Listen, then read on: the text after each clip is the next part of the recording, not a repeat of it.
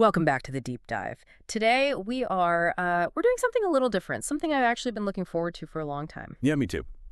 We are cracking open the archives and taking a really granular look at season 9 of the sitcom Frasier. Right. Now, before you say, oh, it's just another season of television, hold on a second, because when you actually look at the source material, the episode list, the air dates, the guest stars, the plot arcs, this is not just a collection of jokes. No, not at all. It's a season defined by really heavy emotional turbulence, major relationship milestones, and a very specific, very heavy moment in broadcast history. We are talking about the 2001 to 2002 television season. It really is a fascinating case study. Yeah. Because you have this show that is known for high farce, Right. witty banter, low-stakes conflicts about, wine clubs and dinner parties. Exactly. And suddenly, it's operating in a world that had fundamentally changed. And within the narrative itself, you see the characters grappling with things that feel much heavier than usual. Yep. So today, our mission is to unpack the evolution of the Niles and Daphne romance, which takes some wild turns this year. It really does. And we definitely have to talk about Frasier's own existential crisis in love, plus the guest list this season. I mean, it is absolutely stacked. Stacked is an understatement. Yeah. We have everything from Bill Gates to a full-blown Cheers reunion. But you're right, there is a real mission for today's deep dive. We want to understand how season 9 balances that trademark Frasier farce with these much more introspective themes. Right. And just for you listening, we're basing this analysis on a comprehensive breakdown of the season's 24 episodes, the cast lists, and the viewership context provided in our source material. And I have to say, just looking at the outline before we started, there are some plot points I had completely forgotten about. Oh, I bet. Like, there is a highly surprising hookup near the end of the season that we absolutely have to get into. Oh, we will get there. That particular plot point is, well, it's divisive, to say the least. But it speaks directly to the psychological state of the Crane family during this specific run of episodes. Okay, so let's unpack this. We need to start with the context.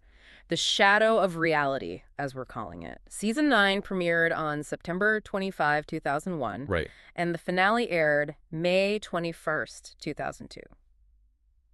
Just looking at those dates, I mean, it gives you a chill. It does. And you really can't separate the show from that timeline. The source material highlights a very specific, incredibly tragic detail regarding the second episode of the season. Right. So this is episode 2, titled Don Juan in Hell, Part 2. It aired on September 25th, the exact same night as the premiere. And the source notes that this episode is dedicated to David Angel and his wife, Lynn. David Angel was one of the creators of Frasier. He was a massive creative force behind the show. He was one of the key architects of the entire Crane universe.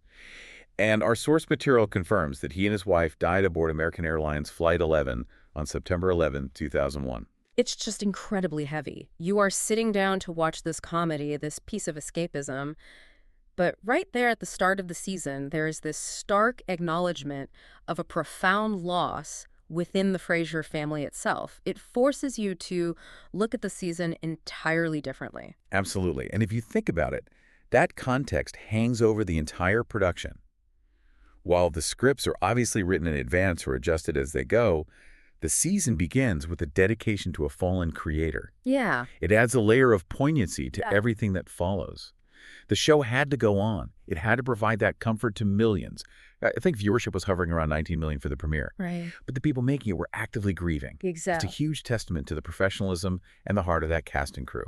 That is a really important framing to keep in mind as we move through the stories today. And speaking of the stories, let's dive right into the central romance. Season 9 is huge for Niles and Daphne. It is pivotal. For years, I mean, essentially seasons 1 through 7, we had the will they, won't they dynamic. By season 9, they are together.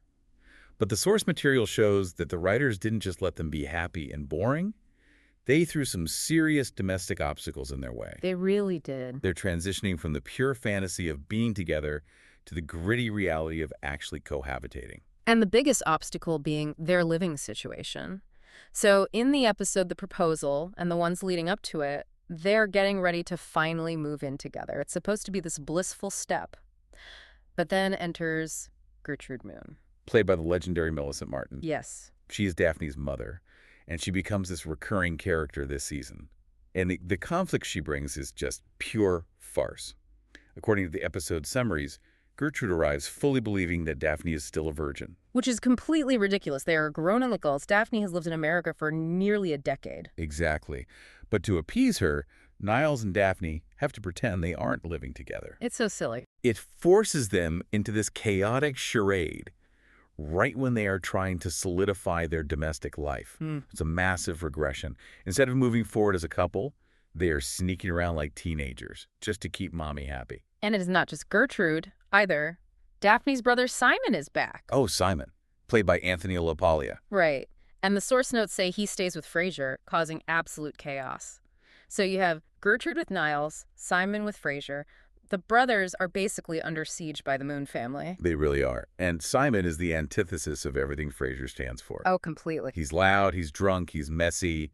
Having him in that pristine apartment with the African art and the Ames chair is just visual comedy gold. It perfectly highlights the clash that the show loves so much. But let's look at the proposal itself, which is episode 15. This is the moment Niles has been waiting his entire life for. He wants everything to be flawless. He really does. He goes all out. He even hires Wolfgang Puck. Wolfgang Puck appears as himself to cook the dinner. That is a major flex. That is Niles saying, I am pulling out absolutely all the stops. It is. But here is the twist. And it's a classic sitcom trope, but done with that specific Frasier elegance. Daphne has the flu. Right. The source says she arrives in a terrible state. It's not just a little sniffle. She is shivering, sweaty, completely miserable. Frasier has to smuggle guests out of the apartment. It's a disaster. Wolfgang Puck is in the kitchen looking so confused. It's chaos. But the resolution is what actually matters here. Niles proposes anyway, and she accepts. Yeah. The source material notes that they spend time together despite her illness. It reinforces this deeper idea that the perfect moment isn't the one you rigidly plan, it's the one you commit to. That is surprisingly sweet. It grounds their relationship in a really nice way. It says, hey, I love you even when you're contagious and sweaty. Exactly. But the drama does not stop there. We have to fast forward a bit to the finale arc, the guilt trippers and moons over Seattle. This is where things get genuinely international. Yes, they do. So the conflict here is that Daphne's parents are estranged. Niles, being Niles, decides to make a grand gesture for Daphne's birthday. He wants to fix her family. Right, the savior complex. He thinks if he can reunite her parents, he's the ultimate hero. So he actually flies all the way to Manchester, England, and this is where we finally meet Daphne's father, Harry Moon, who is played by the incredible Brian Cox. Brian Cox is such a heavyweight actor. Yeah. And the description of his introduction is hilarious. Niles finds him in a pub, and Harry throws Niles out of the pub, not once, but 6 times. 6 times. That is some serious dedication. And both their parts. Niles just keeps coming back. Eventually, Harry agrees to come to Seattle, but the source notes strongly imply it's mostly because Niles is paying for a first-class ticket. Oh, of course. It's not some romantic reunion for him. It's a transaction. Right. So he gets the dad to Seattle. They have this big reunion dinner at Chez Henri, which is another classic Frasier location. And does it go well? Not at all. It is a total disaster. Harry leaves. He's absolutely no interest in getting back together with Gertrude. Wow. Gertrude, however, decides she's going to stay in America. But this actually leads to the climax of the season for Niles and Daphne. Oh, so... Daphne sees what Niles went through. She sees the extreme effort he put in, and she rejects the notion of true love as some fated magical thing like her parents supposedly had, because she clearly sees now that her parents are a mess. That's a huge character moment for Daphne. She's always been the slightly psychic one, the one who believes in visions and fate. Exactly. And right here she pivots. She accepts Niles' effort as the real thing. She chooses agency over destiny. And she demands they marry immediately in Las Vegas. Right. They literally walk out the door as the season ends. Yeah. It's impulsive, it's chaotic, but it resolves that tension beautifully. They are all in, no more planning, no more Wolfgang Puck, just them. So Niles and Daphne are off to Vegas. But Frasier is in a very, very different place. The outline literally calls this Frasier's existential crisis. It's a recurring theme for him, obviously, but he hits really hard in season 9. Think back to the premiere, Don Juan in Hell. Frasier is in Belize with the family and his girlfriend Claire, played by Patricia Clarkson. But he is totally plagued by dreams. Dreams of his ex, Lana, played by Jean Smart. Right. He is torn. He has Claire, who is lovely and refined and perfect on paper, but he just can't stop thinking about Lana. The psychology here is fascinating. He meets a stranger, this character named Bob, played by Brian Kerwin, and Bob is also torn between 2 women. Frasier gives him advice, telling him to choose the one he absolutely can't live without. Classic Frasier. And in doing so, Frasier realizes he actually needs to take his own advice. He intellectualizes his feelings, as he always does. So he breaks up with Claire. He goes all the way back to Seattle to find Lana. And here's where it gets really interesting, or deeply tragic, depending on how you look at it. He goes to a graduation party for Kirby. Kirby. We definitely have to talk about Kirby later. Oh, we will. But yes, at the party, Frasier discovers that the man he met in Belize, Bob, is Kirby's father. Bob is Lana's ex. Oh, that is so messy. It is deeply messy. Frasier basically coached his own romantic rival to get back together with the exact woman Frasier wanted. Wow. Frasier ends up completely alone. He fails to reconcile with Lana. He's already lost Claire, and the episode ends with him being tormented by thoughts of all his failed relationships. Diane, Lilith, Nanette, they all basically haunt him. It sets a very lonely, somber tone for his character arc this whole season. And speaking of Kirby, played by Brian Klugman, he becomes this really prominent, recurring figure. He's a nuisance, but also kind of an asset. Yeah, he represents that younger, slacker energy that completely clashes with Frasier and Niles. There's a great episode called Sharing Kirby. Frasier and Niles find out that Kirby actually knows the granddaughter of a famous wine collector, William Mulvihill. Ah, the wine cellar plot. Exactly. They use this slacker teenager to get access to rare wine. They are actively competing to do favors for him. Like what? Doing his homework, rearranging libraries, just to get a tour of a cellar. It's a classic crane display of snobbery, completely overriding their dignity. They will demean themselves completely if it means sipping a vintage Cabernet. I love when they debase themselves for luxury goods. It's so funny. But Frasier's love life takes a turn that I think really shocked a lot of viewers. We have to talk about the Roz complication. Yes. This is the surprising hookup you teased earlier. Episode 23, The Guilt Trippers. It's Daphne's birthday party. Emotions are running really high. And Frasier and Roz, they sleep together. Frasier and Roz, the dynamic duo of the KACL radio station, they actually cross the line. They do. Yeah. And the immediate aftermath is sheer panic. Roz flees to a family reunion in Wisconsin just to get away from him. That's how awkward it is. And Frasier chases her. He actually flies to Wisconsin to talk it out. Which leads to a classic farce moment. Roz's family mistakes Frasier for her boyfriend Roger. But when they finally do sit down and talk, the resolution is surprisingly mature. They decide their friendship is just too valuable to jeopardize. They agree to stay friends. I want to ask you, though, do you think this was a mistake by the writers? Or was it something that inevitably had to happen? You know, I think given how close they are and how lonely Frasier was feeling all season long, remember the Don Juan crisis we just talked about? It makes psychological sense. Right. They rely on each other. It was a moment of weakness, sure, but it actually reinforced that their bond is platonic and foundational. It proved once and for all that romance isn't the answer for them. Sometimes you really have to cross the line to realize why the line was there in the first place. That makes a lot of sense. Now, you mentioned Roger. We really need to talk about Roz's journey this season because Roger is a huge part of it. He is. Roger, played by Tony Goldwyn, he's a waste collector, a garbage man. And Roz is dating him. But the class issue really rears its ugly head in the episode Love Stinks. Yeah. Frasier throws a party for the station staff.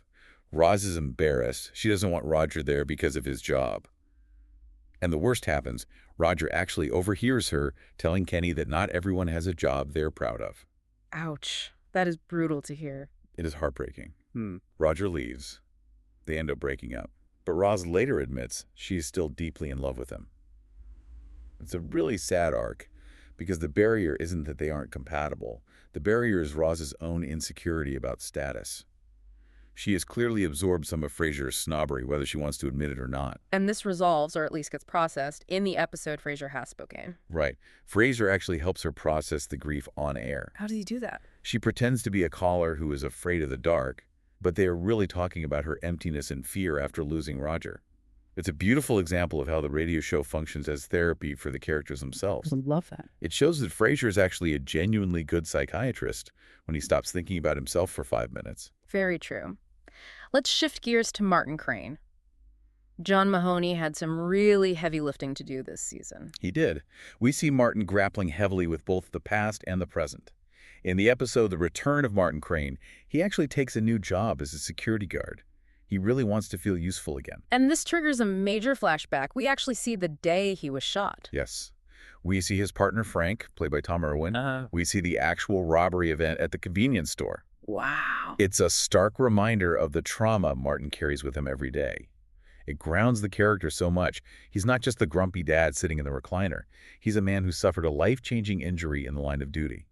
It adds weight to every single step he takes with that cane. But then in the present day, he deals with something very relatable but frustrating. Workplace bullying. In Bully for Martin, his supervisor Rich, played by M. Emmett Walsh, is just terrible to him. And Frasier tries to help, of course. Oh! Because Frasier just cannot help himself. Natural. He calls the owner of the company, who just happens to be Rich's son. And it backfires completely. It just ends up humiliating Martin further. Typical. It's that recurring friction where Frasier's earnest attempt to fix things completely undermines Martin's independence. Martin just wanted to handle it like a man, and Frasier inadvertently turned him into a tattletale. And we really can't talk about Martin without talking about the chair. Episode 7, Blasey Boy. It is the 8th anniversary of Martin moving in. Right, and Frasier is irritable. And then the incident happens. Martin tries to fix a squeak in his beloved chair and accidentally spills oil all over Frasier's custom carpet. Frasier literally calls it a hostile act. He does. He views it as subconscious aggression. They end up in full-blown mediation with Niles. It's hilarious, but it also shows that after 8 full years of living together, that roommate tension is still very much alive. The chair is so much more than furniture. It's a symbol of Martin's enduring presence in Frasier's carefully curated life. Speaking of tension in the building, we have to talk about the feud. Frasier versus Cam Winston. Cam Winston is the absolute perfect foil for Frasier. He's basically Frasier, but bigger. He's Frasier maxed out. And he drives a bigger car.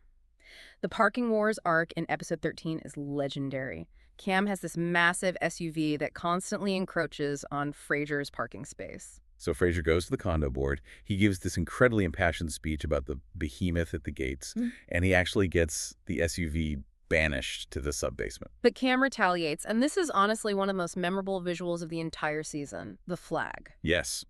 To block Frasier's view, Cam drapes a massive American flag over his balcony. It's genius. Now, you have to remember the context we started with today. This is late 2001, early 2002. You really have to remember the atmosphere in the country. You can't just tell someone to take down the American flag. Frasier is literally trapped by patriotism. It is brilliant writing. Frasier is fuming, standing in his dark apartment, but he can't risk looking unpatriotic. So how do they eventually solve it? The episode, The Love You Fake. Cam's mother, who is a vet, is visiting.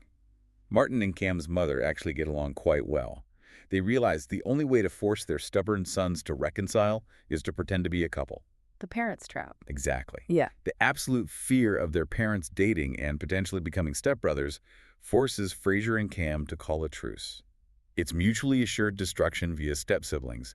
They sign a treaty just to stop the madness. I love it so much. Now, season 9 also had some major milestones for the show itself. It was a very long-running show by this point. It was. They hit their 200th episode. Yeah. And they brought in literally the biggest guest imaginable for a show set in Seattle. Bill Gates. Playing yourself. Playing himself. Yeah. Frasier is celebrating 2,000 radio broadcasts. Bill Gates is a guest on the show. But the joke is that Frasier wants to talk about deep, meaningful things, about philanthropy, about the world, and Bill Gates just ends up taking tech support calls on the air. Have you tried restarting it? Exactly. It's a fantastic meta-joke about Gates' celebrity. And in that very same episode, Frasier finds out a tape of one of his early shows is missing. He goes on this manic hunt for it, which leads him to a crazy fan's house, played by Adam Arkin. Oh, right. It's a really sharp commentary on the obsessive nature of fandom and Frasier's own narcissism. We also see the show expanding its world a bit. The radio show gets picked up in Spokane. This was a harsh reality check for Frasier. In Seattle, he's a star. He's a known quantity. In Spokane, the locals absolutely hate him.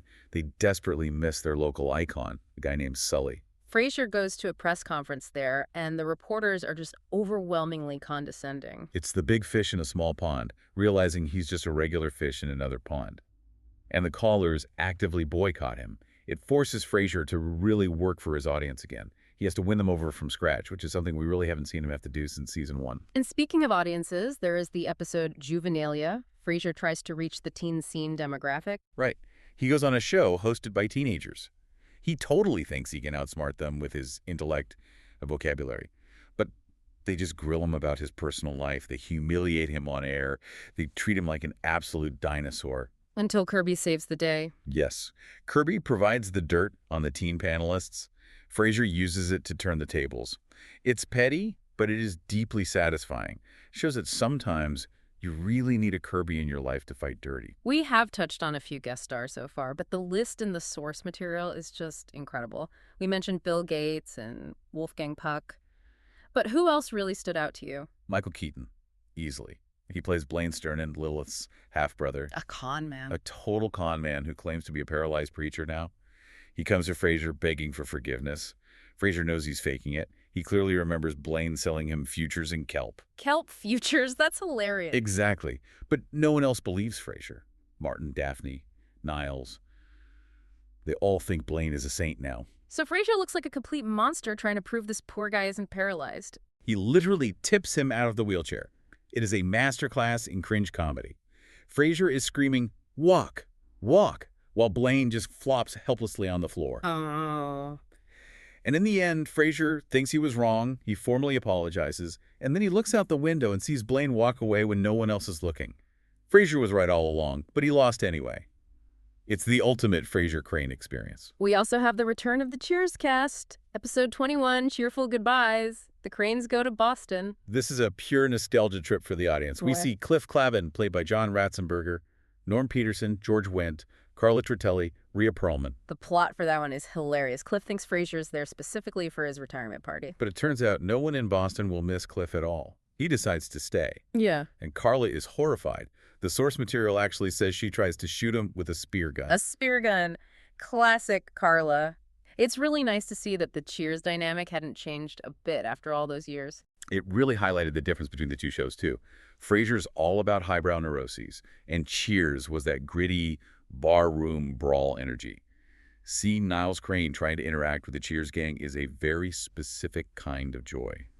So we have gone through the tragedy, the romance, the existential dread, the fake dating, and the spear guns. Season 9 is a massive roller coaster. It really is. It starts in the very real shadow of 9/11 and ends in a chaotic Las Vegas wedding chapel. It's a huge emotional swing. And it leaves us with some big questions. I really want to ask you listening at home. What do you think about Frasier and Roz? Was that hookup a necessary step in their friendship to clear the air? Or was it a mistake that should have been avoided? And here's a provocative thought to leave you with, looking at the source material. Look at the overarching trajectory of the season. Niles and Daphne have finally removed the will they won't they tension entirely. They are married, they're a solid unit now. Right. But Frasier, he failed with Claire, he failed with Lana, he slept with Roz, and it went nowhere. He is seemingly more alone than ever. Yet, professionally, he celebrated his 2000th episode. He got syndicated in Spokane. Exactly. Is the show quietly suggesting that professional success is the only reliable partner for Frasier Crane? That while everyone else pairs off and finds domestic bliss, Frasier is ultimately married to the microphone? It's a lonely thought, but the structure of Season 9 really seems to point in that direction. That is a fascinating and deep thought to end on. Thank you for joining us for this deep dive into Frasier Season 9. We will catch you on the next one. Thanks for listening. Take care, everyone.